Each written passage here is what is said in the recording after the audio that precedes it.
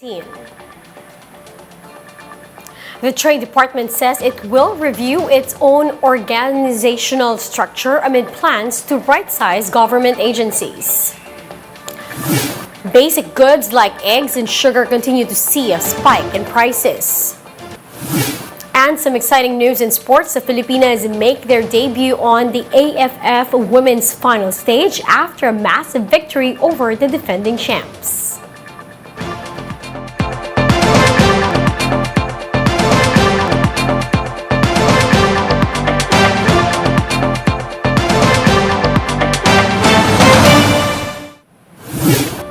Fast, focused, and fearless. Here's everything you need to know to jumpstart your weekend. I'm Riza Diaz.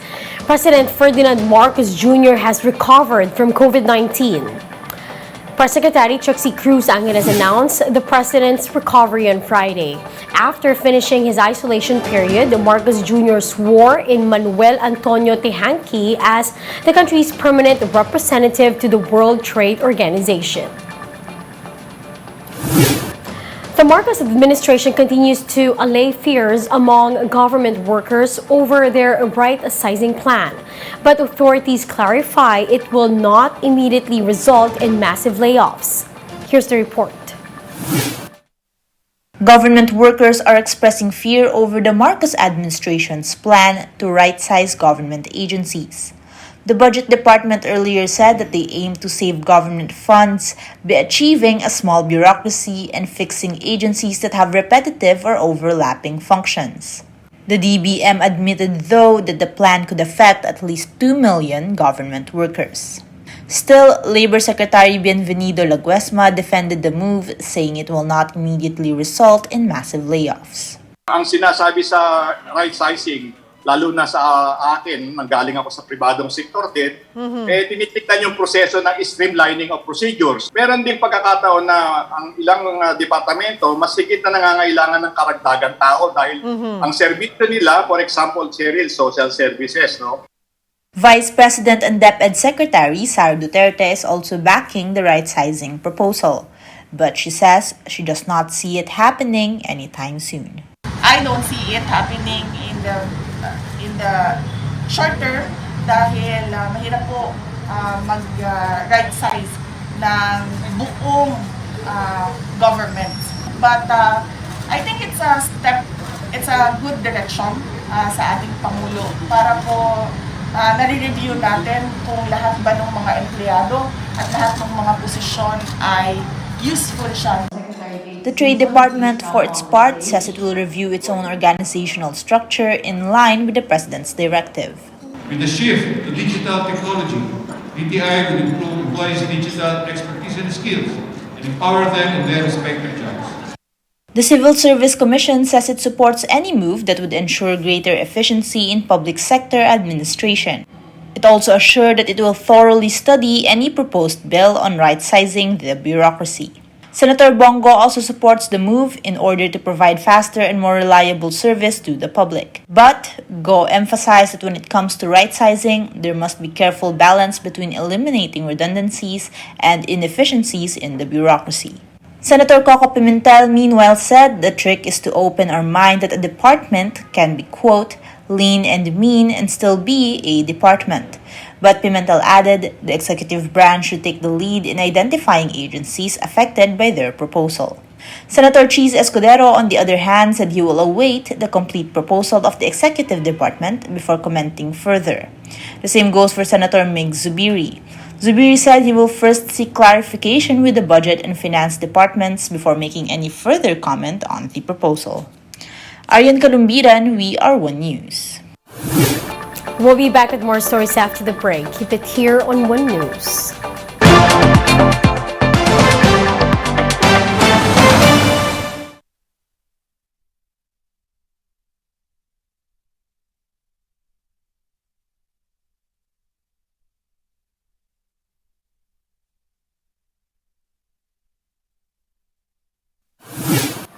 President Bongbong Marcos recalled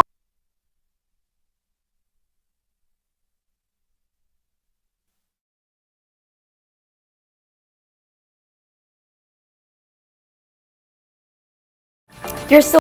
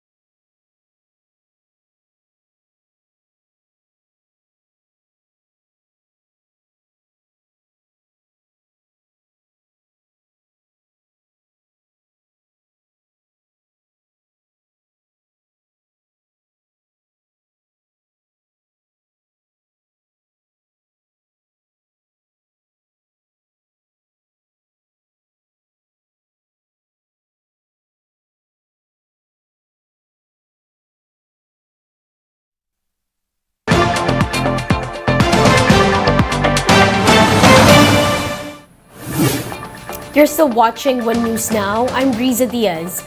Prices of eggs and sugar continue to go up, affecting consumers and retailers in the country. Shaila Francisco with the details. Linda frequently buys puto at the Kamuning market to pair with her coffee during breakfast. Its price, however, has gone up by 5 pesos. That's why she decided to lessen her consumption. Magsesa na lang para matikman. Hindi mawala yung magic ng puto. Retailers admit that prices of puto and other delicacies like biko are up by up to 10 pesos. Some products like bibingka and suman retained prices. Those sizes are much smaller. Retailers even cook fewer products. But despite the strategies, their income is still not enough. Pero hindi bumibili ng marami. Kunyari, 1/4 na lang. Sa halip na kalahati. Wala nang magagawa eh. Wala rin mang mabili talaga eh, na mura. Adding to the burden of retailers are the rising prices of egg. At Kamuning Market, prices have increased by 25 to a peso per piece. The Agricultural Sector Alliance warns that prices could even increase by 10 to 15 pesos. Yung 15, kung yung bird flu hindi nila masasawata. Hindi kaagad tayo magkakaroon ng sapat na supply ng itlog kasi we need at least 1.5 years bago magkaroon ng panibagong dagdag na supply.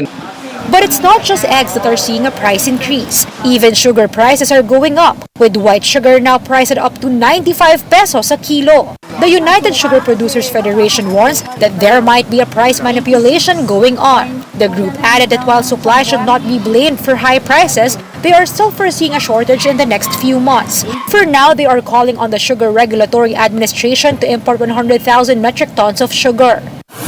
This is only one way to tell these businessmen, yung mga retailers, na sobra-sobra na kayo. So, babagsakin natin ng murang asukal para ibaba nila yung mga presyo. The Agriculture Department, for its part, is looking to impose SRP on sugar and egg.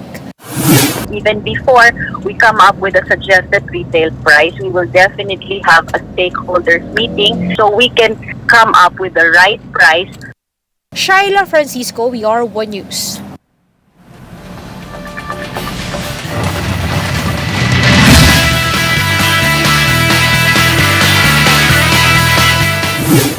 The Philippine women's national football team makes history after winning against AFF women's defending champ Vietnam on Friday. Filipinas claimed their first final spot in the tournament with a stunning 4-0 victory against Vietnam.